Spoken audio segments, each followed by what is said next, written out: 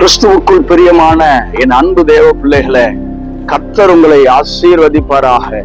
இந்த ஆத்மீக யாத்திரை நிகழ்ச்சியின் வாயிலாய் உங்களை சந்திப்பதில மிகுந்த மகிழ்ச்சி அடைகிறேன். வெளிப்படுத்தல் 22 அவர்கள் சதா காலங்களிலும் அரசாளுவார்கள். ஆம், இந்த பூமியில இந்த சத்தத்தை கேட்டுக்கொண்டிருக்கிற நீங்கள் அரசாளுவதற்கு ஒரு அடி கூட இடமில்லாத சூழ்நிலைகளிலே சில வேளைகளிலே தள்ளப்பட்டிருக்கலாம். இந்த பூமியில எனக்கு எந்த சொந்தமும் இல்லை, சொந்தமாக ஒரு அடி இடம் கூட இல்லை, நான் இந்த பூமியிலே எப்படி அரசாளுவேன் என்று சொல்லி நீங்கள் எதிர்பார்த்து இந்த சத்தத்தை கேட்கலாம். அன்பு தேவ பிள்ளைகளே, நாம் யாவருக்கும் இந்த பூமியிலே அரசாள ஒரு நாள் வருகிறது.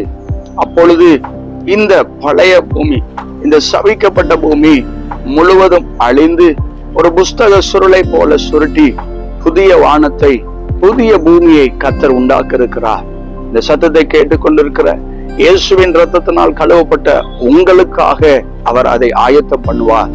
ஆம், அப்பொழுது நிச்சயமாக இந்த பூமியிலே பாடு இயேசுவின் நாமத்தினாலே அனுபவித்துக் கொண்டிருக்கிற ஒவ்வொரு தேவ பிள்ளைகளும் ஒரு நாளிலே இயேசு கிறிஸ்துவோடு கூட இதே பூமியிலே, புதிய வானம் புதிய பூமியிலே அரசால கர்த்தர் நமக்கு அனுக்கிரகம் செய்வார். ஆகவே இந்த பூமியை இப்பொழுது வாழ்கிற நிலைமையை குறித்து கவலையோடு அல்லாமல், இந்த பூமியிலே வருகிற எல்லா பாடு அனுபவத்தின் நடுவிலே தேவனுக்கு ஸ்தோத்திரம் சொல்லி பிற்காலத்தை குறித்து, எதிர்காலத்தை குறித்து யோசித்து இந்த வாக்கை பிடித்து கொண்டு கர்த்தர் என்னை அரசால வைப்பார் என்ற விசுவாசத்தோடு நடக்க கர்த்தர் உங்களுக்கு அனுக்கிரகம் செய்வாராக.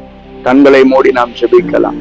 அன்பும் இரக்கம் நிறைந்த நல்ல தகப்பனே, கர்த்தர் இந்த பூமியிலே அரசால, சதா காலங்களிலும் அரசால கர்த்தர் நீர் அனுக்கிரகம் செய்ய போகிற தயவுக்காக ஸ்தோத்திரம். இயேசுவின் நாமத்தில் ஜெபிக்கிறோம் நல்ல பிதாவே, ஆமென்.